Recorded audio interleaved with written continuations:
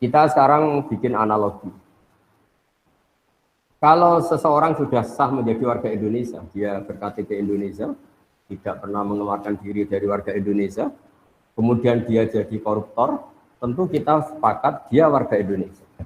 Soal kita hukum, kita beri sanksi, itu karena kesalahannya, tapi dia tetap warga Indonesia.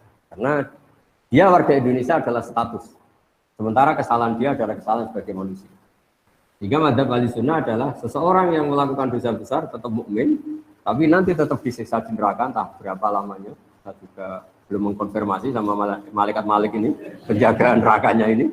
Tapi yang jelas ada pelatihan di sini. Nah, pelatihan ini juga menguntungkan kita. Menguntungkannya gini, di Quran ada ayat Qul ja'al haqqu wa ma yubdi'ul batil wa ma yu'id. Kalau yang lebih terkenal tentu ja'al haqqu wa zahaqal batil innal batila kana zahuqa.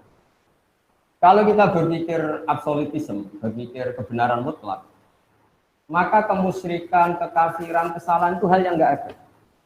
Kalau istilahnya Quran, kaburat kalimatan takhruju min afwahihim yaquluna illa kadziba.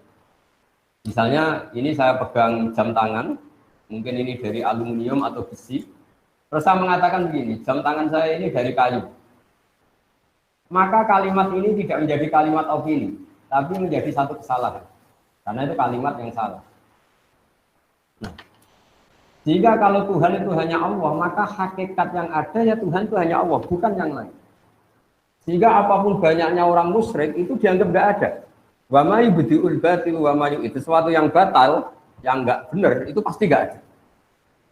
Karena tadi, fakta bahwa jam ini dari kayu adalah enggak ada. Meskipun yang mengatakan ada, mungkin yang mengatakan itu karena salah ucap, atau kebodohan, atau keyakinan yang keliru, tapi hakikat ini tidak. Jadi di sini hebatnya Islam. Islam pertama datang termasuk wa'allama adamal asma. Pertama Nabi Adam diajari adalah menamai sesuatu sesuai proporsinya, sesuai statusnya. Jadi andaikan dari dulu orang kafir Quraisy mengatakan, wah ini pahatan batu dari Magelang gitu, atau ini batu dari Ponorogo, jenis batunya ini, pemahatnya ini, harganya ini. Mungkin mereka hanya bilang ini batu yang dipahat. Tapi gara-gara ini diberi gelar, diberi penamaan manat, pemberi, Al-Uzza, ini satu hal yang agung, satu hal yang besar, Hubal. Sehingga terus orang itu gampang, wow kalau saya melecehkan ini pasti saya kualat. Tapi hakikatnya ini tetap batu. Nah, jika apakah ada Tuhan selain Allah? Ya jawabannya tidak ada, karena selalu Tuhan hanya Allah SWT. Tapi apakah ada orang yang menuhankan selain Allah? Hanya. Ini dibedakan antara hak selalu satu. Ya hak selalu satu dan kebatilan selalu nggak ada. Tapi yang mengatakan ada, yang meyakini ada, tapi kebatilan sendiri ya. Ini banyak juga ulama yang spesial membela ja'al haqqu wa zahaqal batil. Seperti saya mengatakan baju saya ini putih. Ya sudah putih. Kok banyak satu dunia mengatakan baju saya hitam, itu tidak punya pengaruh. Baju saya menjadi hitam tetap putih. Karena kebenaran absolut akan ada punya eksistensi. Disebut ja'al haqqu wa zahaqal batil. Yang batil pasti nggak ada. Memang itu tidak faktual. Kemudian ilmu sosial atau ilmu yang didiktekan karena satu hal tertentu ini punya pengaruh. Yaitu misalnya sesuatu ini putih. Gara-gara mata kita rabun mengatakan itu hitam. Atau sesuatu itu hitam karena kita punya penyakit tertentu di mata kelihatan biru. Nah, di sini ya, kalau ulama mengatakan mulai ada hijab. Sebetulnya manusia tahu bahwa Tuhan hakiki adalah harusnya Tuhan yang awal. Karena nggak mungkin langit bumi ini diciptakan sesuatu yang lebih terbelakang dari langit bumi. Sehingga Allah mensifati dirinya al-awwal. Namanya pencipta harus wujud lebih dulu, al-awwal. Karena langit bumi ini adalah wujud, punya eksistensi, maka penciptanya harus lebih punya eksistensi. Kalau dalam bahasa pesantren disebut wajib wujud. Kalau yang diciptakan saja ada, maka yang menciptakan pasti ada. Jika alam raya ini tidak dimulai dari nihilisme, ketiadaan, tapi dimulai dari yang ada. Yang ada ini oleh kita, zaman kita kecil ngaji, ujian wujud idam bapak. Karena eksistensi pertama seorang pencipta adalah harus wujud, harus punya eksistensi. Ini juga ada yang menekuni sendiri, namanya ilmuwan-ilmuwan tauhid. menekuni satu kebenaran absolut yang tidak boleh terdikte oleh ilmu-ilmu sosial. Tapi pertanyaannya adalah, apapun absolutismenya kebenaran ini, manusia itu punya sisi keterbatasan. Apapun putihnya baju ini, kita harus melatih orang yang mengatakan supaya dalam keadaan matanya normal, kondisinya normal. Karena nggak ada artinya ini secara objektif putih, kemudian yang melihat tidak normal karena matanya normal.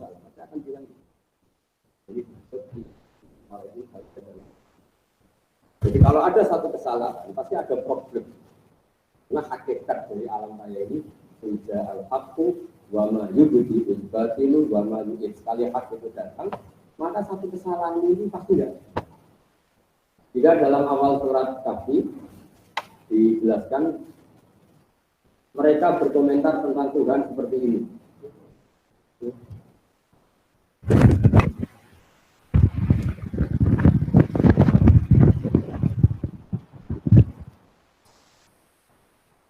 Ya, saya teruskan. Jadi para intelektual ya atau para ilmuwan penjaga kebenaran yang absolut itu adalah cara berpikir bahwa eksistensi kebenaran absolut itu tidak boleh terganggu oleh status sosial. Sehingga seperti yang saya analogikan tadi, orang akan bilang 1 tambah 1 itu pasti 2. Itu tidak dosen, tidak rektor, tidak orang fasik, tidak orang soleh, tidak koruptor, tidak KPK. Karena untuk mengatakan kebenaran yang absolut tidak butuh kesalehan. Siapa saja sah. Di sini hebatnya Rasulullah mengatakan orang kafir 20 tahun atau 100 tahun sekali dia bersyahadat maka Islamnya langsung sah. Tanpa harus dia mensucikan diri dulu, ini itu enggak. Karena ini kebenaran yang absolut. Sehingga keyakinan mainstream ulama seluruh dunia, kalau ada orang muslim melakukan dosa besar maka dia tetap muslim, dan dosanya tetap dosa. Tidak boleh orang menjadi kafir hanya karena melakukan kesalahan. Sama, kita selalu warga Indonesia karena ber-KTP Indonesia, berstatus Indonesia, meskipun kita koruptor, tetap kita warga Indonesia. Nah, mulai benar-benar keluar warga Indonesia kalau kita merubah jati diri kita, KTP kita, paspor kita. Sama, kita menjadi kafir kalau sudah merubah Tuhan kita. Dari Tuhan Allah menjadi Tuhan apa, itu benar-benar menjadi kafir. Tapi selagi kita cara bertauhid adalah la ilaha illallah Muhammadur Rasulullah, maka imannya sah.